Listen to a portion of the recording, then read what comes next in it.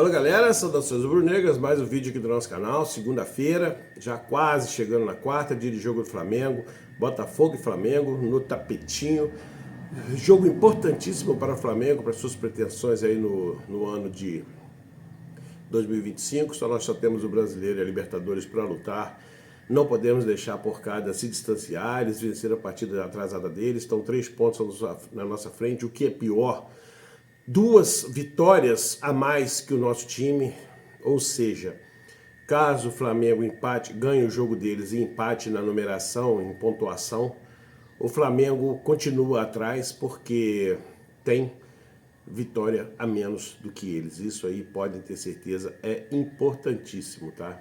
Então não basta vencer o Palmeiras, tem que torcer por um tropeço deles nessa reta final agora, para que o Flamengo ser perfeito, né, ganhar todas, para que a gente possa chegar no final e sermos campeões brasileiros. As coisas ficaram bem mais complicadas, podem acreditar. Tá? Estou falando de fundo do coração, com muito pesar. O Flamengo deixou escapar contra o Bahia uma boa oportunidade de se manter na briga pelo Brasileirão.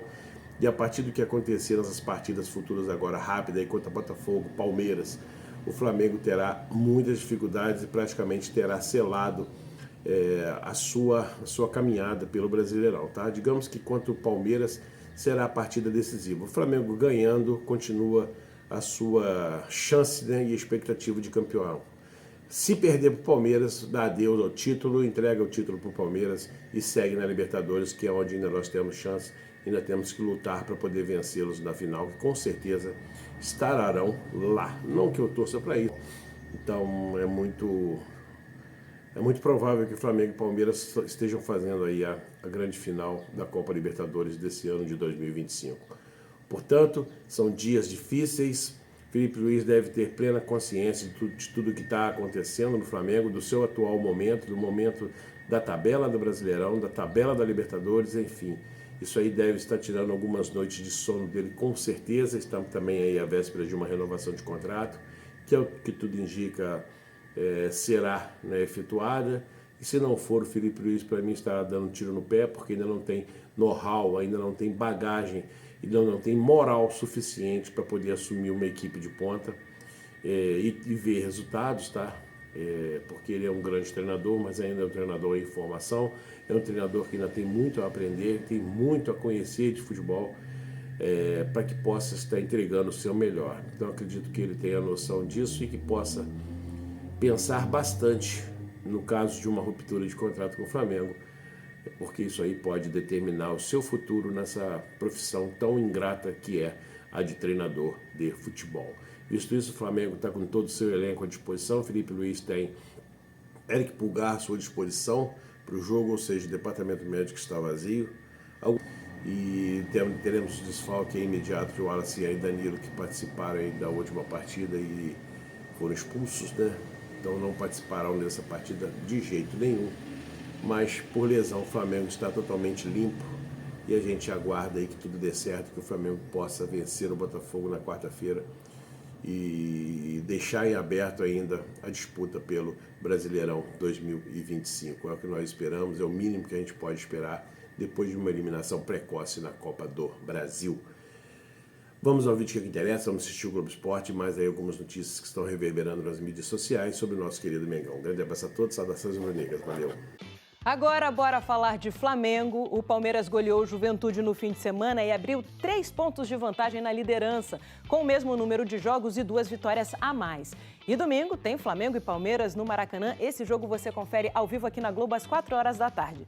Mas antes, os 2 times jogam na quarta-feira. Palmeiras enfrenta o Bragantino, Botafogo enfrenta o Flamengo. Bora então falar com o Fábio Jupa, que traz informações pra gente sobre essa semana decisiva do Flamengo. Oi, Jupa, boa tarde para você, querido. Oi, Débora, boa tarde para você, boa tarde a todos. Semana importante aqui no Ninho do Urubu, onde o Flamengo já treinou hoje e amanhã faz a última atividade antes desse clássico de quarta-feira contra o Botafogo no Newton Santos. E vai ser nessa atividade que o Felipe Luiz vai tirar algumas dúvidas. Uma delas é sobre o aproveitamento do Pulgar.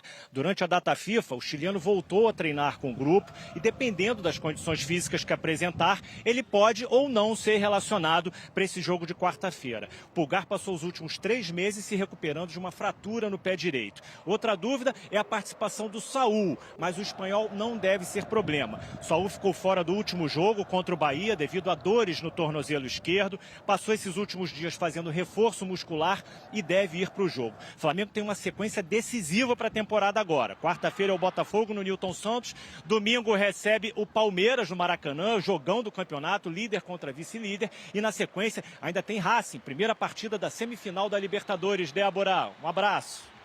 Boa, Jupa, obrigada pelas informações. Semana dificílima. Agora vamos falar de Botafogo. O time está querendo se aproximar dos 4 primeiros colocados do Brasileirão e na quarta-feira, como a gente viu, enfrenta o Flamengo. O Lucas de Sena tem mais informações do Botafogo pra gente. Oi, Lucas, boa tarde para você. Oi, Débora, muito boa tarde para você, para todos os amigos e amigas que nos acompanham. O Botafogo teve uma folga no sábado, treinou ontem e já treinou hoje pela manhã. Amanhã encerra a preparação para o clássico com o Flamengo, com um treino no estádio Newton Santos, palco do clássico na quarta-feira. A boa notícia para a torcida do Botafogo é a volta do Cuiabano. O lateral teve suspenso na última rodada, na derrota para o Internacional.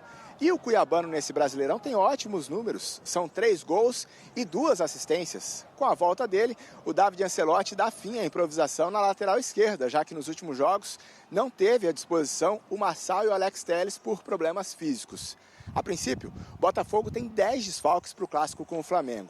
O Nilton suspenso e mais 9 lesionados. Existe a dúvida do Vitinho. Ele está com a seleção brasileira principal, amanhã deve ser titular do Carlo Ancelotti. E o Botafogo não revelou ainda se vai preparar um esquema especial ou não para trazer o lateral direito de volta para o clássico na quarta. Se ele não jogar, Matheus Ponte é o favorito a ser titular. Um forte abraço, Débora, para todos e todas. Outro abraço para você, Lucas. Bom trabalho. Obrigada. Agora o Fluminense, que tem uma sequência de jogos no Maracanã pelo Brasileirão. O primeiro é quinta-feira contra o Juventude. Então, bora para as Laranjeiras, onde está o repórter Ricardo Lai. Oi, Lai. Boa tarde para você, amigo. Conte tudo pra gente. Tudo bem, Débora? Um abraço para você, boa tarde a todos. Boa essa sequência aí para o Fluminense, jogos em casa seguidos. Depois de quinta-feira contra o Juventude, na próxima segunda-feira o clássico contra o Vasco. Aí na rodada seguinte terá o Internacional no Maracanã e ainda o jogo atrasado depois contra a equipe do Ceará no Maracanã. Nessa data FIFA, né, o Fluminense entrou em campo, né, na semana passada, perdeu para o Mirassol, o jogo atrasado do Campeonato Brasileiro, e aí o técnico Zubeldia depois teve esses dias aí para tentar corrigir as falhas, os erros apresentados nesta partida. Hoje teve treinamento no Centro de Treinamento Carlos Castilho. A expectativa para quinta-feira, 9h30 da noite no Maracanã contra o Juventude, é o retorno do Serna, né, o Kevin Serna, que joga amanhã contra a seleção do Canadá, Colômbia e Canadá no amistoso, jogador importante que estreou pela seleção colombiana no sábado passado, Débora. Boa, Lai. Obrigada pelas informações. Seguindo, que hoje a gente tem muita informação por aqui. Antes do clássico da segunda que vem contra o Fluminense, o Vasco enfrenta o Fortaleza lá no Castelão. Quarta-feira esse jogo. Lembrando que o Fortaleza está na zona do rebaixamento e o Vasco em 11º lugar, querendo subir mais na tabela. Edson Viana, acompanhando o Vasco, chega agora com mais informações pra gente. É o último a falar, mas não é o menos importante não, hein, Edinho? Boa tarde pra você, querido. Que bom, Débora. Boa tarde para você, boa tarde para todo mundo. O Vasco está aproveitando essa semana sem jogos aqui em São Januário para fazer um trabalho de recuperação do gramado. O time volta a jogar na quarta-feira fora de casa contra o Fortaleza. E para esse jogo, o técnico Fernando Diniz tem uma questão ali a se preocupar na lateral direita, já que o Paulo Henrique está no Japão com a seleção brasileira e o Puma está na Malásia com a seleção do Uruguai. Inclusive, o Puma foi titular na vitória de hoje sobre o Uruguai por 2-1 sobre a seleção do Uzbequistão. E o Paulo Henrique está tentando uma vaga no time titular aí do Brasil que enfrenta o Japão. O Diniz não pode contar com o Paulinho, lateral direito da base, que vinha sendo relacionado, mas está se recuperando de uma lesão no pé direito. E aí, com isso, o clube montou uma logística especial para trazer o Puma e o Paulo Henrique. Eles vão chegar à Fortaleza horas antes do jogo na próxima quarta-feira. E aí, existe também uma expectativa em relação à volta do Cuesta, o zagueiro que está se recuperando de uma lesão muscular na coxa esquerda e está fora desde o jogo contra o Cruzeiro. Débora, eu volto com você. Tudo dito, Edson. Obrigada pelas informações. Boa tarde. Ídolo do Flamengo e hoje jogador do Bahia, Everton Ribeiro anunciou na semana passada que fez uma cirurgia para retirada de um tumor maligno na tireoide. Ele bateu um papo com Richard Souza e falou um pouco mais sobre esse momento delicado. Os dias têm sido de passos lentos, cuidadosos, de reflexão e de alívio.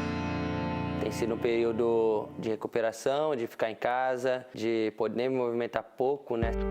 Há pouco mais de um mês, Everton Ribeiro foi surpreendido pela coordenação médica do Bahia. Sim, foi assustador, né? A gente nunca, no começo eu nem falava essa palavra, né? Câncer, pra mim é muito forte. Resultados de exames de rotina feitos no fim de junho chamaram a atenção.